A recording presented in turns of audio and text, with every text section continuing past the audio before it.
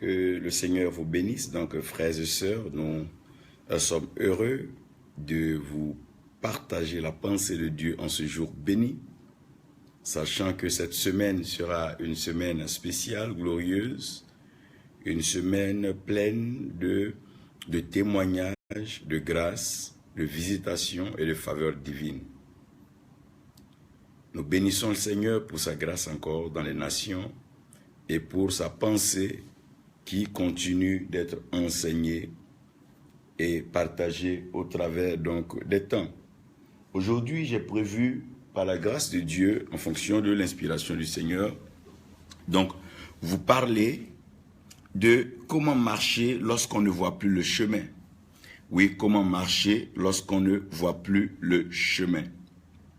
Et la Bible nous servira comme toujours d'ailleurs de support et nous allons pouvoir nous faire plaisir. Je veux bénir le Seigneur pour la vie de ces hommes merveilleux, ces hommes qu'il a oints et qui sont en train de partager ce temps avec nous. Le révérend C.K. Roger, que Dieu te bénisse. Le vieux Honoré Jean Daoué, que Dieu te bénisse. Adolphe Ngoran, frère prophète, que Dieu te bénisse. Fior Lesaï, que Dieu te bénisse. Et nous bénissons le Seigneur donc pour tous ces hommes de Dieu qui sont là. Papa Antoine, que Dieu te bénisse. Que la grâce de notre Seigneur te soit pleinement manifestée pour cette œuvre noble de l'évangélisation que tu es en train d'accomplir du côté de Yopougon et surtout l'école des évangélistes. Je voulais donc, avant de commencer à parler donc de ce thème-là, vous dire que je ne voudrais pas prendre forcément un passage biblique, mais j'aimerais prendre la Bible à témoin, donc le Dieu lui-même, pour nous conduire dans ce temps de partage et d'enseignement. Comment marcher lorsqu'on ne voit plus le chemin? Voyez, si vous comprenez un peu dans les principes divins, Dieu au commencement a créé le ciel et la terre. Donc quand Dieu a créé le ciel et la terre, Dieu a établi le référentiel de vie. Ça veut dire quoi? Le référentiel de vie veut dire le repère qui permet à tout un chacun de pouvoir vivre heureux. Donc nous naissons sur la terre, mais notre aspiration, notre destination finale, c'est la Nouvelle Jérusalem, donc avec le Seigneur dans le ciel. Donc, nous sommes sur la terre comme tout enfant qui grandit après avoir été donc couché, assis, mis à genoux, élevé. Nous avons tendance à grandir, donc à être élevé, à croître en dignité, en sagesse et en révélation, en méditation pour pouvoir aller vers le ciel. Donc, nous sommes en train de procéder à la marche vers le ciel, puisque Dieu se déplace du haut vers le bas. Nous, les hommes, nous pouvons partir à gauche, à droite, devant ou derrière. Donc la même marche qui était celle de quitter Égypte pour aller à Canaan, il fallait passer donc dans un lieu où nous n'allons pas pouvoir avoir une visibilité. Et là où nous n'avons pas la visibilité, c'est le désert. Pourquoi? Parce que dans le désert, donc le vent souffle comme j'étais en train de le dire. Donc le vent en soufflant efface donc les traces et empêche de pouvoir voir. Si nous devons pouvoir... Donc, je reviens là, pour excuser des interruptions dues à des coups de fil. Donc, j'étais en train de parler de comment marcher lorsque l'on ne voit plus le chemin. J'ai parlé donc du référentiel ciel et terre. Donc, le ciel est tel que personne ne peut aller voler là-bas parce que la main de personne ne peut arriver là-bas. Et Dieu a envoyé sur la terre donc Satan qui est le séducteur, donc le père du mensonge.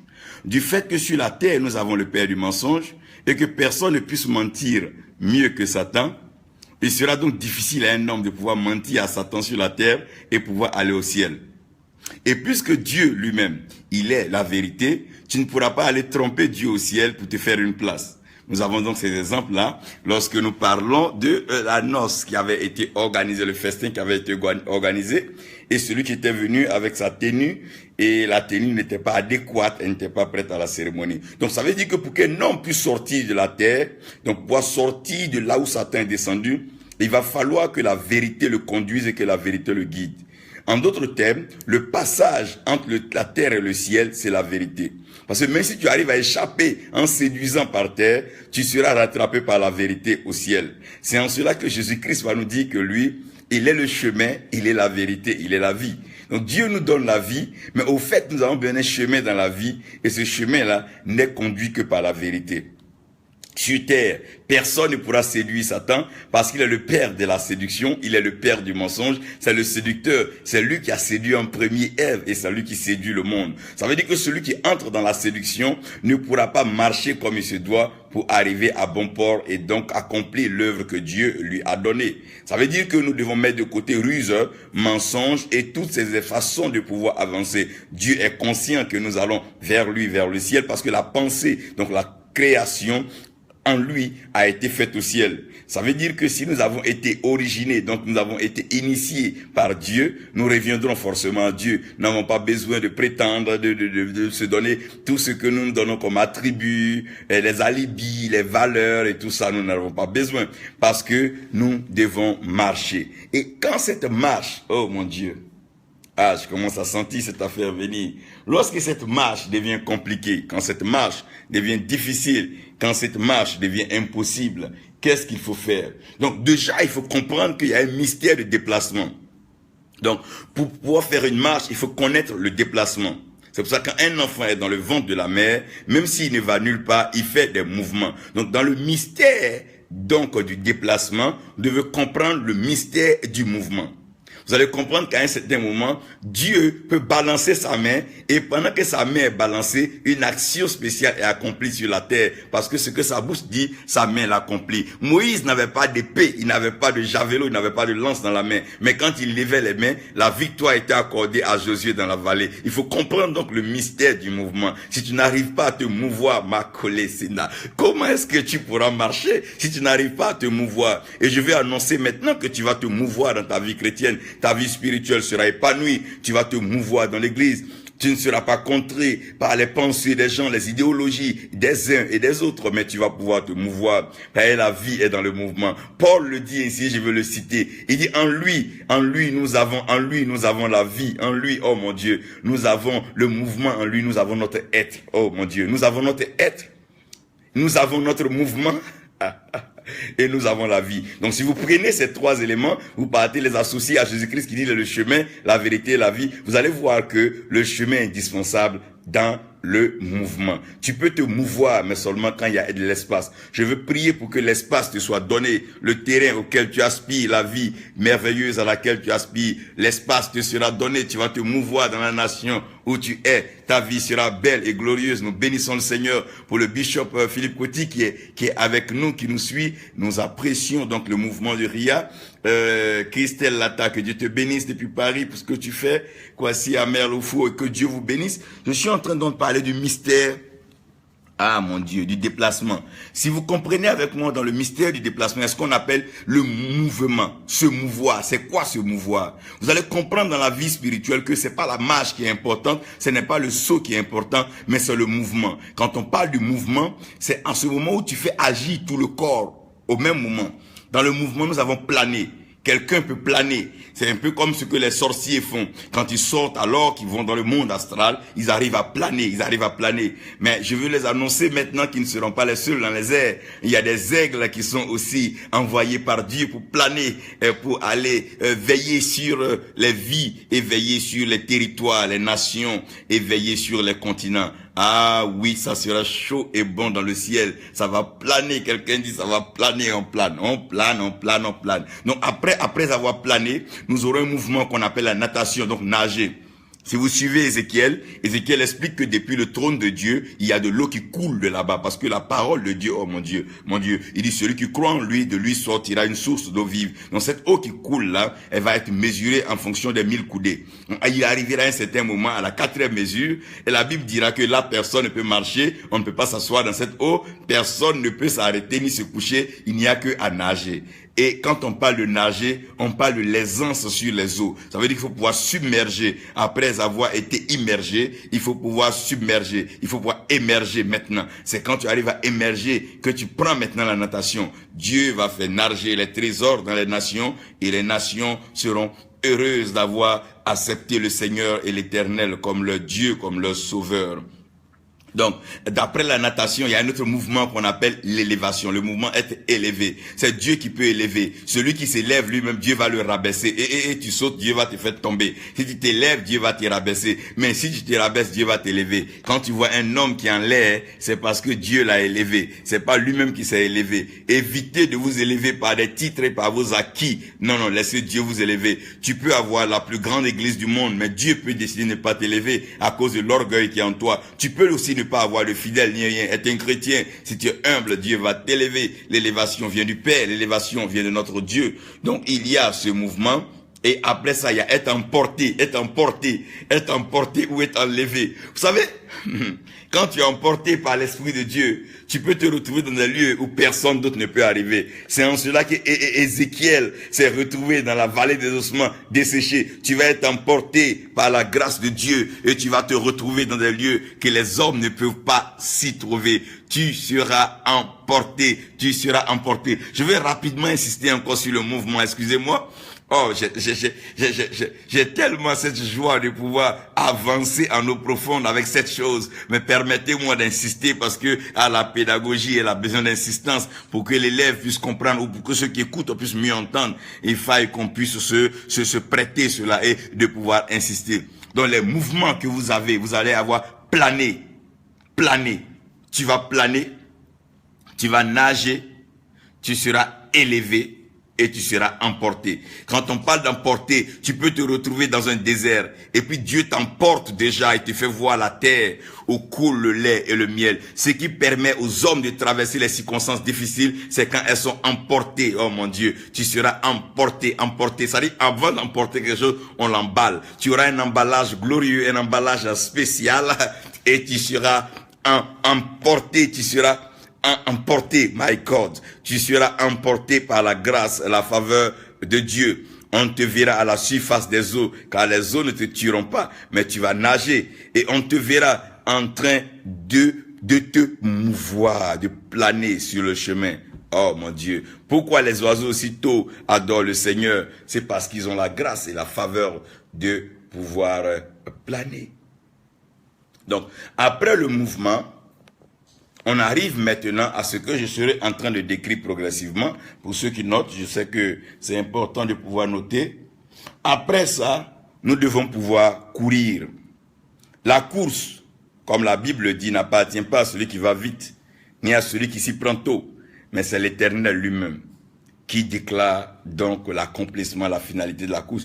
Les autres peuvent courir plus vite que toi. Ben là où tu es, Dieu peut dire c'est l'accomplissement. Ils vont partir, ils vont revenir là où tu es. Quand Dieu dit c'est dans un lieu, c'est dans un lieu. Là où Dieu déclare sa victoire, c'est là que tous ceux qui doivent comprendre la victoire doivent être. Ceux qui étaient si loin se sont retrouvés donc à Jérusalem parce que la promesse devait être la dire, c'est-à-dire attendez à Jérusalem. Attendez à Jérusalem, ne bougez pas, parce que la promesse descendra par ici. Donc la course n'est pas donnée à celui qui va plus vite, mais c'est l'Éternel qui déclare donc le lieu donc de la fin de la course, l'aboutissement de la course. On court souvent dans la vie, mais on court pourquoi? Vous avez remarqué que nous courons souvent pour rien. On s'emmerde dans la vie pour rien, des choses qui n'ont pas de valeur. On court ça et là, bâtir des temples, bâtir des maisons, payer de belles voitures, c'est pas mauvais. Mais souvent la course ne sert à rien. La course ne sert à rien. On organise de grandes cérémonies, hop, mais la course ne sert à rien. Et après la course, je vais parler maintenant de sauter le saut. Et le saut, c'est ce que l'homme aime plus. L'homme n'aime pas le protocole, l'homme aime sauter. Si quelqu'un se rabaisse dans son église pour donner un micro, ne saute pas pour aller voir ses fidèles à son insu, ça n'a pas de sens. Maintenant, si un fidèle t'appelle en tant qu'un de Dieu, ton expertise peut te permettre de pouvoir le bénir. Ne sautez jamais les gens. Si tu veux sauter les gens, tu vas rester en l'air. Alors que personne ne doit rester en l'air. C'est Christ lui seul qui viendra dans les airs. C'est lui qui va nous prendre dans les airs. Tant qu'il n'est pas dans les airs, nous ne pouvons pas être dans les airs. C'est lui qui doit nous envoyer dans les airs. Oui. Ne saute pas, mon frère. Ne saute pas les étapes. Ne brûle pas les étapes. Ne te fais pas appeler par un grand nom pour sauter les étapes. La vie spirituelle est une marche. Il faut marcher, mon frère. Tu n'as pas besoin de sauter les gens. Tu peux rencontrer tous les riches du monde. Mais si Dieu ne t'a pas appelé, tu n'arriveras pas à rentrer dans le spirituel. On devient spirituel quand on rencontre l'Esprit. On devient spirituel quand le Saint-Esprit est sur nous. On devient spirituel lorsque nous avons cette connexion, cette relation, cette intimité avec le Saint-Esprit. Lorsque le Saint-Esprit descend sur toi. S'il n'est pas descendu sur toi, tu peux pas descendre sur lui dans tous les cas. Parce qu'il est invisible. Il est invisible, mon frère. Il est invisible, le Saint-Esprit. Permettez-moi d'aller, donc, si on n'arrive pas à courir et que la course ne servira pas, que le saut ne servira pas, il va falloir marcher. Donc, le quatrième mouvement, c'est la marche. Il faut pouvoir arriver à marcher. Prends ton temps, marche avec le Seigneur. Tu n'es pressé, tu n'es fait de course avec personne. Marche avec le Seigneur. Marche avec ton Dieu. Marche dans la fidélité. Marche dans la tranquillité. N'oublie pas, on ne peut pas mentir à Dieu, on ne peut pas blaguer Dieu. On peut tromper les gens, on ne peut pas tromper Dieu. Tu peux tromper une assemblée. Ah oui, tu peux même aller prendre la sorcellerie, la magie. Fais ce que tu veux, mais on ne peut pas tromper Dieu. Mon frère, c'est une affaire trop complexe. Dieu reste Dieu. Et il est Père des esprits. Il est le Père des lumières. My God. Il est le Père des lumières. En qui il n'y a pas donc de variation. C'est-à-dire qu'il n'y a pas de changement pour dire quand il va être faible, il va le blaguer. Jacob devait attendre quand son père allait devenir un peu aveugle pour lui dire des bêtises. Mais dans le cas où nous nous trouvons, frères, ça ne marchera pas. Dieu ne sera pas aveugle. Il est lui-même la vision. La Bible parle même des 7 yeux. Les 7 yeux. Yeah. Ça va être compliqué cette affaire-là, si tu dois tromper Dieu. Je vais rapidement parler un peu des obstacles donc sur le site. Les obstacles sur le site, qui est le deuxième point. Là, nous parlons donc du facteur temps. Le temps peut ne pas être favorable. Le temps peut t'empêcher d'avancer. Par exemple, tu as 8 ans, tu peux marier une femme de 70 ans, même si elle est belle. Le temps déjà, t'as déjà fait défaut. Ou bien, tu viens de commencer à servir Dieu. À peine on est en train de faire ta cuite d'âme. Tu peux pas désirer déjà être peut-être archevêque ou bien archange. Non, tu ne peux pas le faire parce que le temps est un obstacle pour tous ceux qui marchent. Ceux qui savent marcher savent que le temps est un obstacle. Et quand le temps aussi est un obstacle, il faut savoir que la nature peut se présenter comme un obstacle. Moïse est sorti d'Égypte. Il avait la marche triomphale. Quand un coup, ils se sont retrouvés devant la mer Rouge, la nature peut empêcher ta marche, le désert peut empêcher ta marche, le soleil peut empêcher ta marche, la forêt peut ralentir tes pas, et la savane peut aussi ralentir tes pas. Donc, vous devez comprendre qu'il y a des obstacles naturels. Il y a le temps qui est un facteur, il y a les obstacles naturels, il y a aussi le climat. Quand on parle du climat, vous devez comprendre un peu que pour ceux qui sont dans certains pays, à savoir l'Europe, le pôle Nord, le Canada, vous allez comprendre qu'il arrive des moments où certaines activités ne sont pas possibles à cause donc du climat. Et lorsque le climat est glacial, il est antarctique, et vous comprenez toutes ces choses-là, j'ai pas besoin de pouvoir faire une prédication particulière concernant donc le climat. Je veux donc atterrir là en parlant donc des saisons. La Bible dit qu'il y a des saisons, et chaque chose est bonne en son temps. Donc les saisons vont déterminer ta constance, ta fidélité, ton honnêteté et ta capacité de pouvoir gérer les choses de Dieu. C'est pas parce que Dieu t'a donné 10 000 fidèles que tu es un bon pasteur, mais c'est le jour où tu vas te retrouver avec un seul fidèle qu'on va voir ta constance dans les choses de Dieu. Est-ce que tu persévères? Est-ce que Dieu peut compter sur toi? Est-ce que Dieu peut aller loin avec toi? Est-ce que le Seigneur peut dire au ciel que voici celui-ci en qui j'ai mis donc mon don, en qui j'ai mis mon onction, que j'ai choisi, j'ai mis à part? C'est ça. C'est ça aussi. Quand tu n'as plus d'argent, tu n'as plus de voiture, que tu as à pied, tu marches, mon frère. Faut savoir comprendre les saisons spirituelles si tu veux avancer avec Dieu. Et maintenant, lorsque tu marches avec Dieu, il y a une autre chose qui va se présenter qu'on appelle avancer. Parce que tu peux marcher sans avancer. C'est pas tous ceux qui marchent les pas qui avancent, mais il faut pouvoir avancer. Là, je vais parler maintenant du mystère de la percée et du mystère de l'avancée, ce qu'on appelle aussi l'exaucé. C'est pas tout le monde qui perce. D'ailleurs, c'est pas tout qui perce tout. Il faut être d'abord pointu aigu. Ésaïe 49, vous voyez que Dieu parlera là aisément de la flèche aiguë. Il faut être une flèche pour pouvoir percer. Pour pouvoir percer, il faut connaître ce qu'on appelle le principe du rapprochement. On ne se rapproche pas de tout le monde quand on veut percer. Rapproche-toi de celui qui a la capacité de pouvoir t'expliquer alors les secrets, les mystères de la percée. Le rapprochement, le rapprochement, oui. Faut te rapprocher de ceux qui ont compris Dieu. Ne te rapproche pas de la matière ni du matériel. Rapproche-toi de ceux qui ont connu Dieu. ceux de qui Dieu parle, ceux qui peuvent rendre témoignage de la part et de la grâce de Dieu. Rapproche-toi d'eux, ne t'éloigne pas des pères, ne t'éloigne pas des aînés, ne t'éloigne pas des mentors, ne t'éloigne pas des enseignants, ne t'éloigne pas des leaders, ne t'éloigne pas d'eux. Même le maître ne t'éloigne jamais de lui. Parce que c'est vrai qu'il va t'apprendre un peu la soumission, il va t'amener à être brisé, mais cela te permet de pouvoir percer. Cela te permet de pouvoir percer. Donc, après le rapprochement, tu peux te rapprocher d'un homme sans être connecté à lui. Quand nous prêchons dans une église, soit c'est le pasteur qui est connecté à nous, mais les fidèles ne sont que des gens rapprochés par leur pasteur. Il faut aller au-delà du rapprochement pour connaître la connexion. Quand on parle de la connexion, c'est la capacité à pouvoir télécharger des données en une personne. Un peu comme ceux qui font une alliance. C'est la connexion. Ça, c'est une connexion divine. Quand tu es connecté à un homme de Dieu, il n'y a pas de protocole. Tu as accès à lui quand tu veux, comme tu veux. Tu as sa ligne directe. Vous pouvez échanger, partager le royaume, parler bénédictions, mystères et les révélations des choses du royaume. Oui, les choses du royaume. Donc, après donc le rapprochement, il faut avoir la connexion. Après la connexion, il faut savoir suivre. Pour pouvoir être vraiment, quand tu es connecté à quelqu'un, il faut le suivre.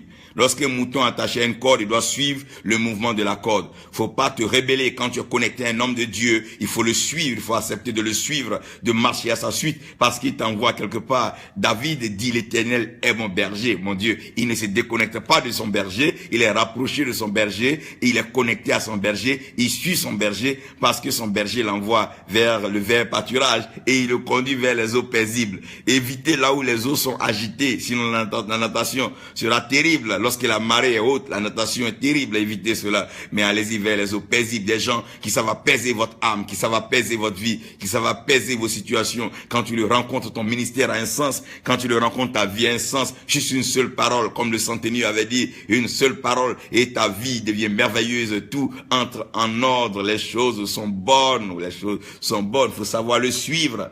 Et quand tu arrives à le suivre, il faut arriver à être tisser une alliance avec lui, c'est ce que j'appelle la fusion. Avec lui et toi maintenant, on ne peut pas vous différencier. Vous êtes les mêmes. Quand on voyait les disciples, on disait que l'esprit de Christ était avec eux. Élisée s'était tellement fondu en Élie que la Bible disait que les gens disaient que l'esprit d'Élie était en lui. Il faut arriver de te fondre en ton père spirituel. N'arrive pas à venir juste pour lui dire, papa, prie pour que cela réussisse. Oui, cela c'est bon, mais arrive à te fondre. C'est là où je parle de l'alliance ou la fusion. Une alliance, c'est une fusion où la personne d'Abraham n'existait plus, mais Abraham était en Dieu, Dieu était en Abraham. Quand tu arrives à te fondre en une personne, cette personne entre en toi et tu entres en cette personne. Je veux encourager quelqu'un qui est en train de tisser une alliance avec Dieu, avec le Seigneur Jésus-Christ, de ne pas désister. Une alliance coûte, une alliance fait saigner, une alliance fait donner, parce que l'autel sanglant déclare la victoire. Quand l'autel n'a pas de sang, le péché n'est pas pardonné. N'oubliez pas ce principe, hein? Et la Bible dit d'ailleurs que il n'y a pas de rémission de péché s'il n'y a pas de fusion de sang. Plus l'autel est sanglant, aïe, aïe, aïe, aïe, aïe, aïe, aïe, aïe, aïe. Alors là, les péchés sont pardonnés. Je ne suis pas en train de dire ça pour donner des excuses à celui qui veut escroquer, arnaquer ou voler. Non, non, non. Je suis en train de parler des principes de Dieu. L'argent, l'or appartiennent à Dieu, donnés à Dieu. Il n'y a rien de mal en cela. Mais utiliser des astuces maléfiques et sataniques, des ruses diaboliques pour en prendre, c'est de ça que nous sommes en train de parler. Nous ne voulons pas cela. Mais tisser une alliance avec un homme de Dieu, ça se fond dans lui. Tu peux lui envoyer tous tes trésors, tous tes biens. Dieu saura te récompenser, Dieu saura te bénir. Parce que Dieu est un Dieu d'alliance, Dieu est un Dieu de fusion. Il s'est fondu en Christ. Comment Dieu, qui est le Père, il se fond en le Fils et il se fond dans le Saint-Esprit. Oh mon Dieu, quelle fusion. En cela, Christ me dit, celui qui m'a vu a vu le Père. Parce que le Père est fondu en lui. L'alliance entre le Père et le Fils, c'est une alliance éternelle, c'est une alliance ébranlable. Les fils spirituels, restez connectés à vos pères. Ne sautez pas d'église en église. Ce que ton père ne peut pas te donner, demande au Dieu de ton père.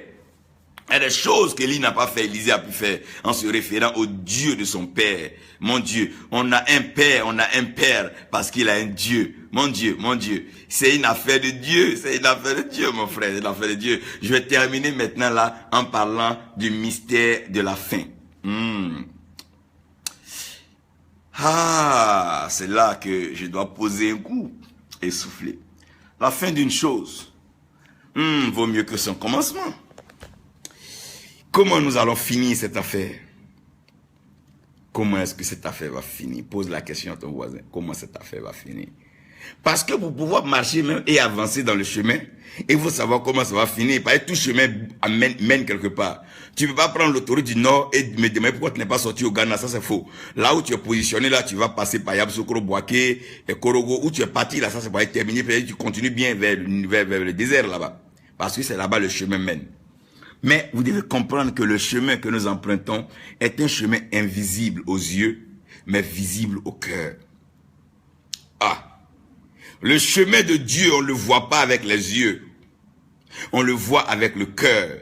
C'est pour ça que Dieu pouvait dire que David est l'homme selon son cœur. Dieu sonde les cœurs et les reins. Dieu n'est pas ophtalmologue, non. Dieu n'est pas ophtalmologue, Dieu ne traite pas les yeux. Tu peux avoir la vision, tu peux être un bon voyant et tout. Mais si tu n'as pas le cœur, tu perdras le chemin. Parce que le chemin est invisible. La fin des choses, la fin des temps. La fin, elle est belle, elle est glorieuse et elle est merveilleuse. La fin. D'abord, pour pouvoir bien finir, il faut commencer. Hein. Si tu ne commences pas, tu es là. Il faut savoir que Dieu est fidèle. Le Dieu qui t'a appelé à parler de lui à 8 heures, c'est le Dieu qui te soutiendra à minuit. C'est le même Dieu qui te soutiendra toutes les heures.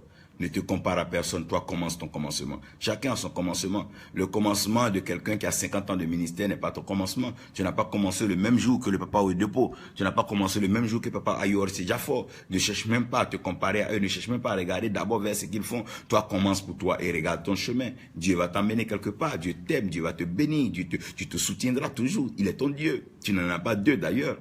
Voilà. Tu n'en as pas deux, tu n'as pas le choix. C'est le seul que nous avons accepté comme Seigneur et Sauveur, c'est Jésus-Christ. Tu ne peux pas confesser autre chose. Si tu dis ça, c'est que tu te trompes toi-même. Reviens en toi. Nous avons un seul Seigneur, nous avons un seul Dieu, nous avons un même Saint-Esprit. Et c'est la même marche. Seulement, c'est que les obstacles diffèrent d'une personne à une autre.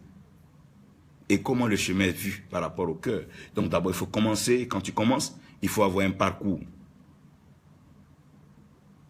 Et lorsque vous avez un parcours, vous devez pouvoir persévérer dans la marche. Je parlais avec mon grand frère, le pasteur Mohamed Sanogo, qui m'expliquait son parcours, qui était d'ailleurs tout à fait différent de mien. Et je lui disais, mes grands frères, tu sais que j'approuve ce que tu fais. Il dit, moi aussi j'approuve ce que tu fais. Pourquoi? Parce que chacun a accepté donc de suivre son parcours. Il faut suivre ton parcours. Ne cherche même pas à être intimidé, influencé par les hommes. Suis ton parcours. Marche, marche, marche, avance. Marche. Si tu es en train de rouler une voiture, que tu vois une belle voiture, que tu dois t'arrêter, tu n'arriveras jamais chez toi à la maison. Allez, conduis, va chez toi, marche. Donc après le parcours, il y a ce qu'on appelle la pause. La pause, c'est la période de repos. Quand tu sais que tu ne sens plus le chemin, repose-toi. Celui qui s'attend à l'éternel, c'est la pause. Les gens n'aiment pas prendre des pauses dans la vie. Comme il a prêché dimanche, il faut que dimanche prochain encore il prêche. Mais tu fais ça tous les jours. Quand tu vas t'asseoir pour qu'on te montre les bonnes choses. Si tu es toujours dans la cuisine, quand tu vas savoir que c'est sur la table, on sert la nourriture, tu dois prendre une pause et découvrir. C'est ce qu'on appelle explorer. Il faut explorer le monde, il faut explorer des lieux. Par moment, quitte ton pays, quitte ta ville, va visiter certains lieux. C'est pas évident que tu prêches, c'est pas évident qu'on te donne des offrandes, mais va explorer. La pause fait du bien. Connais ta pause, fais ta pause, fais ta pause, prends ta pause, prends ta pause, prends ta pause. Je vais terminer maintenant par la finition. La finition. La finition, c'est ce qu'on appelle l'accomplissement. Et la finition peut ne pas être un gain pour toi, mais pour Dieu, c'est une victoire.